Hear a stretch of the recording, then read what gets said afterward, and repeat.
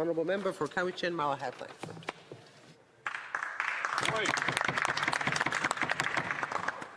Thank you, Madam Speaker, and it is an honour to stand in this House to speak today on my private member's bill, an act to amend the Criminal Code, increasing parole ineligibility, also known as the Respecting Families of Murdered and Brutalized Persons Act.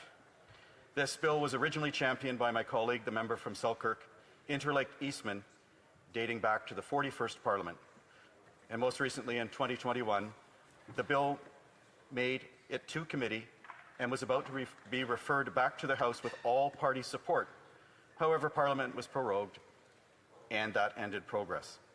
I want to thank my colleague from Manitoba for all his hard work on this bill, his compassion for victims' families, and for allowing me to bring this forward once again.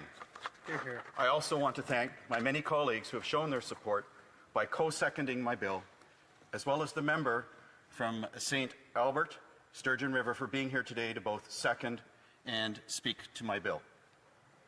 It is my great honour to pick up the work done by colleagues before me, and I am committed to bringing this bill through the process fully so that families can have the justice they deserve. Tori, Holly, Tammy, Leslie, Kristen, Christine, Colin, Darren, Sandra, Ada, Simon, Judy, Raymond, Sigrun, Terry, Louise, Serena, Mona, Andrea, Brenda, Georgina,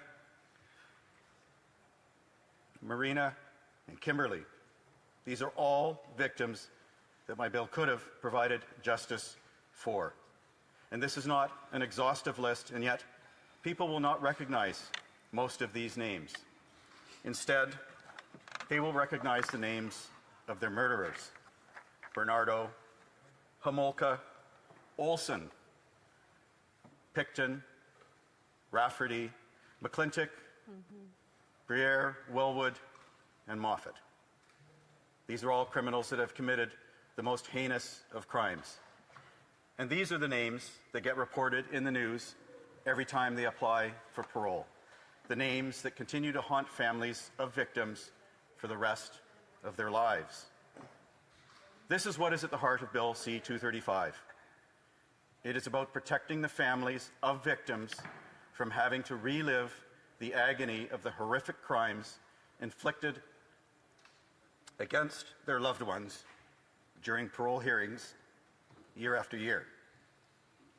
This legislation would amend Section 745 of the Criminal Code and empower the courts with the ability to increase parole ineligibility from the current 25 years up to a maximum of 40 years when sentencing criminals who have abducted, sexually assaulted, and murdered the same victim in the same incident, often our most innocent and vulnerable Canadians.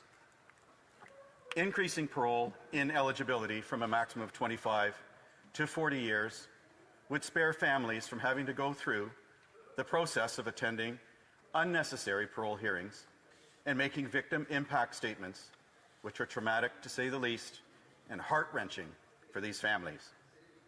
And worse yet, these sadistic murderers are often apply for parole every 2 years, once they are eligible, for the sole purpose of toying with families, of re-victimizing them, and making them relive the gruesome killings that were committed.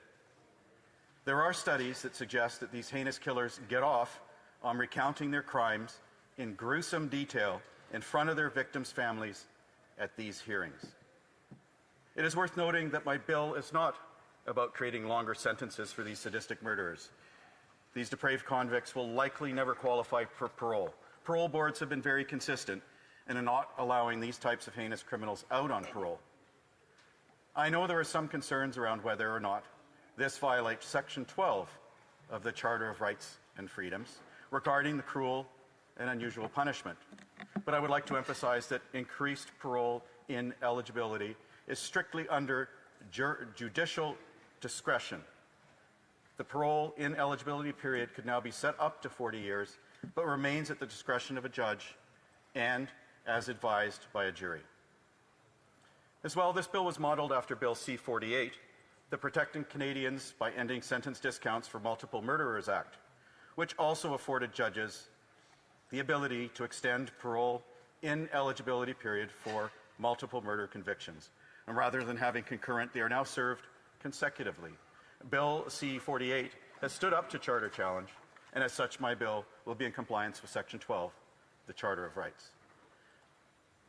The maximum of 40 years was determined by looking at the maximum ineligibility periods for each of these three offenses and adding them together to be served consecutively rather than concurrently. For murder, it's 25 years without parole. For abduction, it's 10 years. And for sexual assault, it's 4.6.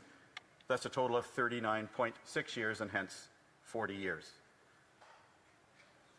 I want to be clear, Bill C-35 is not about mandatory minimum sentencing. Let me state again, this bill is in compliance with Section 12 of the Charter of Rights. It is based on the discretion of a presiding judge through recommendations from a jury, allowing a judge to set parole ineligibility of up to 40 years. I can't stress enough that this bill targets the most depraved in our society. It targets those who will likely never see parole, so it will not impact criminals who will likely never be released from prison. But this is about sparing the families from appearing at unnecessary parole hearings. Let me repeat, my bill is about the families. Families who are dedicated to giving a voice and representing their lost loved ones who cannot represent themselves. Colleagues, I want to speak on a case from my riding. 15 years ago, 18-year-old Kimberly Proctor was abducted, tortured, raped, and murdered by two of her classmates. And I know her family is listening closely today, a family that I have met. Her killers pled guilty to first-degree murder and were sentenced to life in prison with no chance of parole for only 10 years. Although minors, they were charged as adults.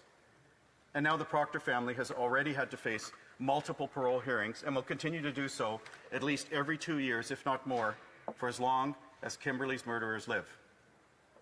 However, Kimberly's murderers were not convicted of separate charges for abduction and sexual assault. And this is not an isolated incident. Many prosecutors will stay additional charges and only prosecute the highest charge, normally first-degree murder, because it results in the heaviest penalty possible. My bill will encourage prosecutors to prosecute to the fullest extent and thus include all charges. And this would allow the bill a longer period of parole ineligibility should a conviction be made of all three charges, murder, abduction, and sexual assault in the same incident. Not only will this help serve justice to the families upon conviction, it will also protect them from unnecessary parole hearings and from having to relive the trauma every 2 years. Again, I want to reiterate that these depraved murderers, these brutal sadistic members of society, will likely never be released back into society.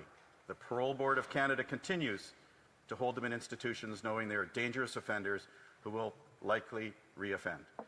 Therefore, let us ensure we are not re-victimizing those families by having them go to all these unnecessary parole board hearings and relive the murder and brutal details of how their loved ones were killed. And I hope today that members from all sides of this House who rise to ask questions on my bill will commit their intent to supporting the bill, noting that it has previously received support across all party lines, including at committee. And I look forward to continued support from across this House as we seek to prevent re-victimization of families for murdered and brutalized persons. Let us remember the long list of victims who I mentioned earlier in my speech: Tori, Holly, Tammy, Leslie, Kristen, Christine, Colin, Darren, Sandra, Ada, Simon, Judy, Raymond, Sigrun, Terry, Louise, Serena, Mona, Andrea, Brenda, Georgina, Marina, and of course Kimberly. Let us remember and respect their families. I would like to conclude with these thoughts. My bill speaks to the most heinous of cases where a criminal abducts, sexually assaults, and murders the same victim in one incident.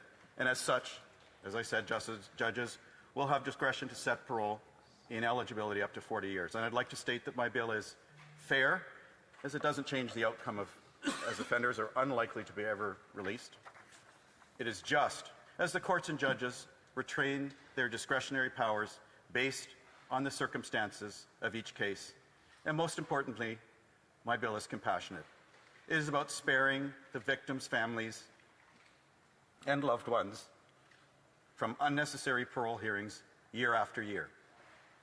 To the Proctor family and the families of all the victims I mentioned today, I will continue to fight to protect families in my riding on Vancouver Island and indeed across Canada from unnecessary parole hearings and the continued trauma that is caused as a result. I hope this bill will bring you some solace. Thank you, Madam Speaker.